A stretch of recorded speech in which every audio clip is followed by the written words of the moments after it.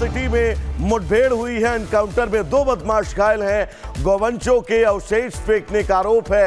एक बदमाश पर 25,000 का इनाम था, जबकि दूसरे आरोपी पर 15,000 का इनाम था। अवैध हथियार, छुरा, रस्सी भी बरामद की गई है।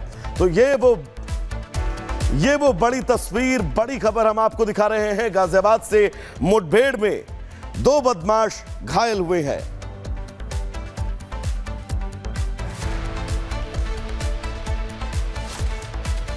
तो गाजियाबाद के टॉनिका सिटी में यह एनकाउंटर हुआ है और इस एनकाउंटर की तस्वीर भी हम आपको दिखा रहे हैं कि कैसे पुलिस ने इन बदमाशों को पकड़ा है।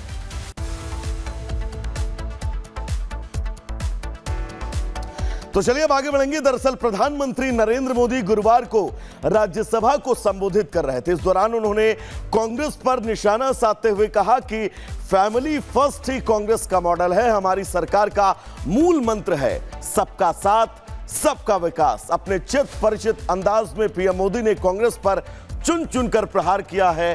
क्या कुछ कहा प्रधानमंत्री ने, सुनवाते हैं आपको।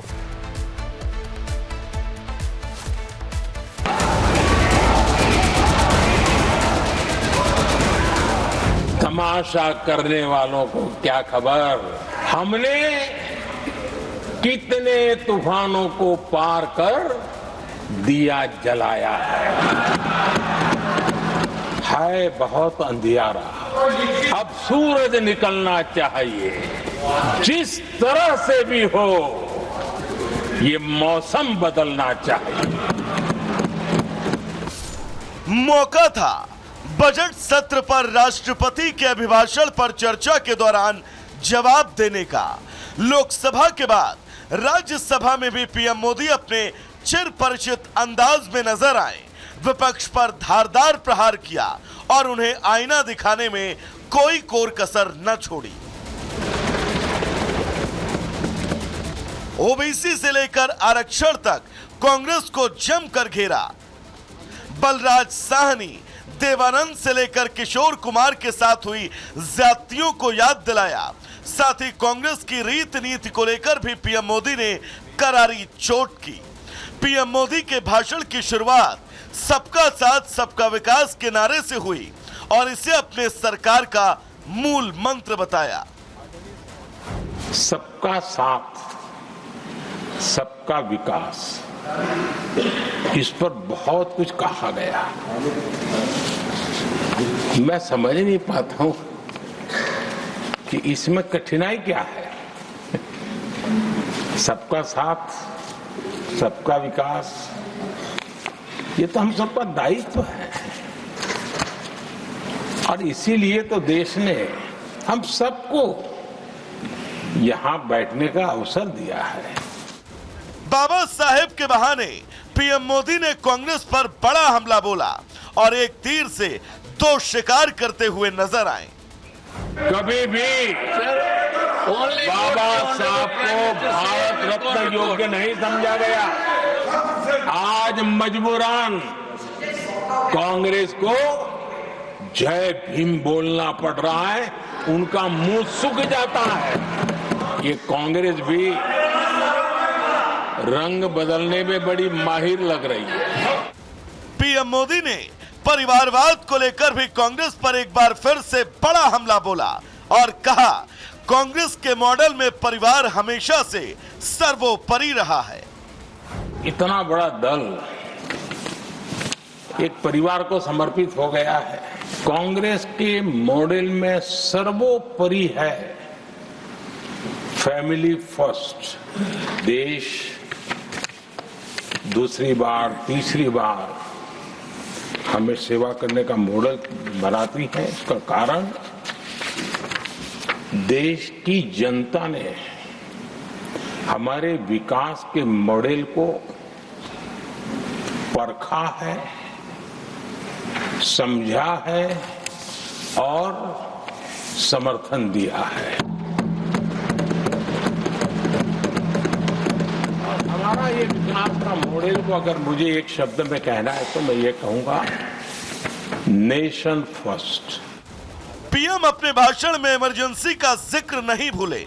पीएम ने कहा देश ने इमरजेंसी का दौर भी देखा है, संविधान को किस प्रकार से कुचला गया। इस देश ने इमरजेंसी का भी दौर देखा है। संविधान की किस प्रकार से कुचला गया, संविधान के स्पिरिट को किस प्रकार से रौंदा गया।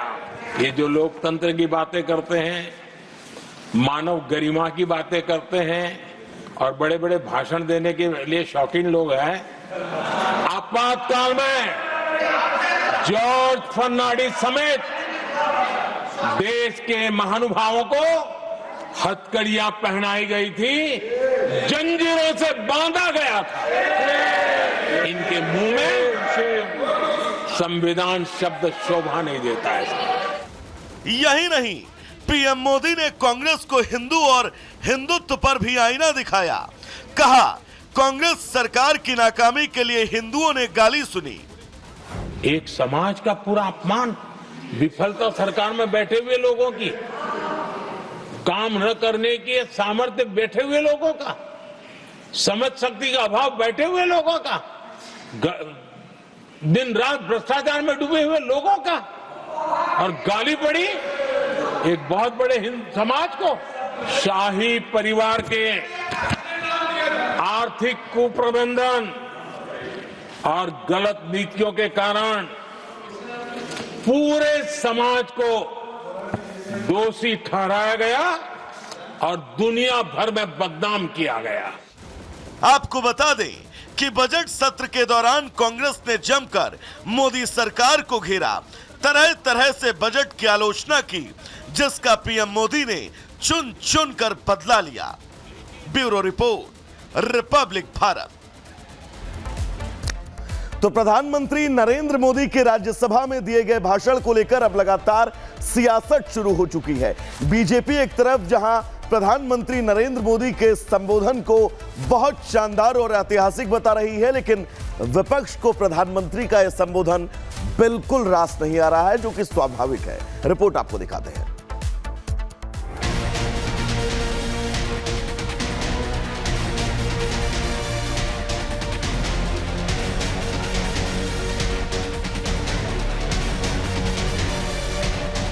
कांग्रेस के कालखंड में तुष्टीकरण, हर चीज में तुष्टीकरण, जितना काम हमारे कार्यकाल में हुआ है, हमारी सरकार के द्वारा हुआ है, इतना पहले कभी नहीं हुआ।